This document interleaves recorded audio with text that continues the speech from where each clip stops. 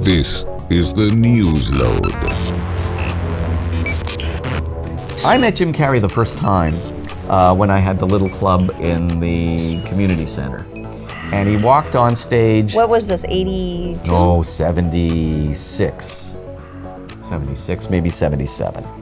And he was 14 years old, and he was in a leisure suit. And he went on stage and did bad impressions of like show business greats that he should not really be relating to, like Henry Fonda and I don't know who, Muppet and Kermit the Frog and Elvis. And people didn't laugh, he wasn't funny, and he was too young. But remember, we had no liquor license, so he was perfectly legal to be there. And we used to have ways of getting people off the audience, off the stage that weren't funny. Because in those days, there were so few funny people that we had to use everybody. Anybody who would get on stage, we would let them get on stage. But we'd also take them off stage with a hook, with a woman who would come down the aisle with tomatoes and eggs, dressed in like tomatoes, eggs.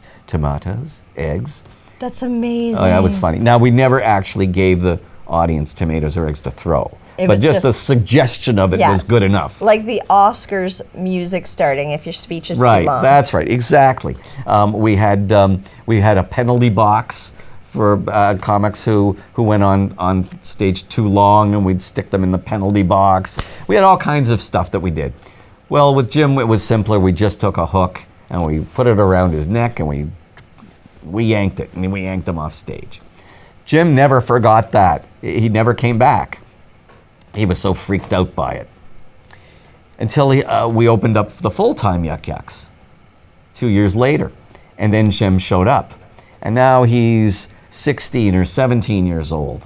And, you know, he's an adult.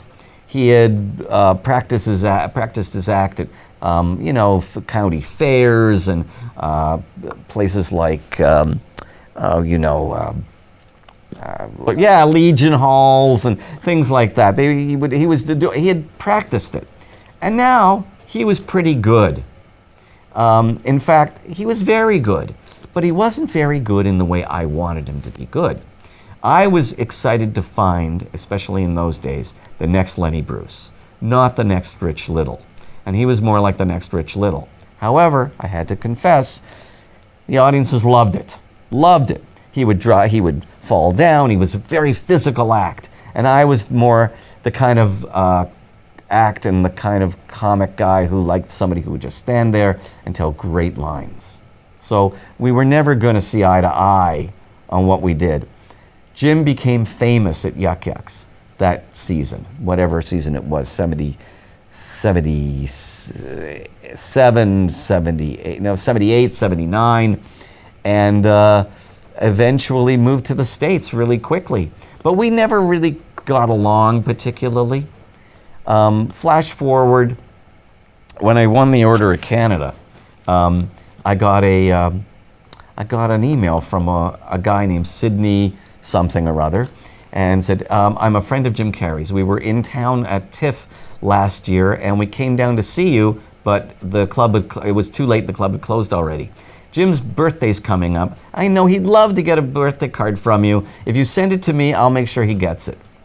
So I sent him a birthday card. I sent this person a birthday card, and I included like a little letter in it saying, hey, I know we were never close, but I really admire all the stuff that you've done, and if you ever find yourself in Toronto again, I'd love to see you, blah, blah, blah.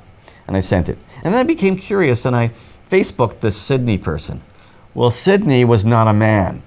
Sydney was a beautiful Playboy model. That was must have been Jim's girlfriend at the time. That he talked to her about. Yeah, that's right. Reached out to you. That's right. So I sent it. I waited. I never heard back from Jim. And then about 2 months later, I got an email from him saying, thanks for the card. Sorry it took me so long, blah, blah, blah, blah. If you ever I'm in New York now. If you're ever in New York, look me up, blah, blah. Or if I come to Toronto, I'll look you up. It was a very nice way of kind of smoothing things out from the past. But it gets better. About a month ago, I was inducted into the Canadian Comedy Hall of Fame. And if somebody has to sort of nominate you publicly. And the producer, Tim Progosh, somehow got to Jim Carrey. And Jim Carrey was the one, he had a tape of him nominating me, which was great. And that was terrific that he did that. That was about as big as it could get.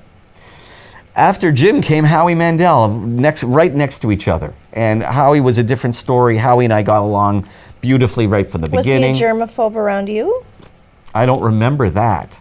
Not So he at that shook your point. hand and he was cool. As far as I remember, yes. I don't remember anything being weird.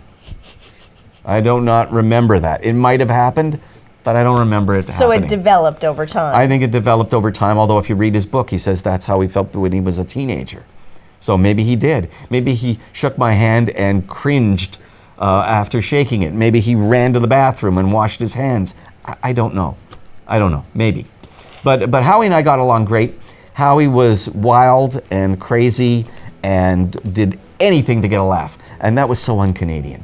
Canadian comedy up until that point was so... Didn't he have like a glove on his head? Yes. And he would blow a straw through it and do a rooster bit? Yeah. When he had hair? Yeah, he would do anything. Really anything to make people laugh. He dressed up as a toilet once and used his hand as a sock puppet as a turd. I mean, he would do just anything to make people laugh, and that's what made him so absolutely fantastic. Because in Canada, people were very polite comedically for the longest time. One of the things Yuk Yuk's did, and how he added to this, was blow that up and blow that apart. Cross lines and... Yeah, and I've always been, I can't say I've been his best friend because he lives a life that's, he has his own plane. And he has, when you're moving that kind of world, you're not moving with people who work for a living in a sense, which I do. But we've always been, if I need Howie for anything, I can get to him, and I'm sure Howie would help me. This is the Newsload.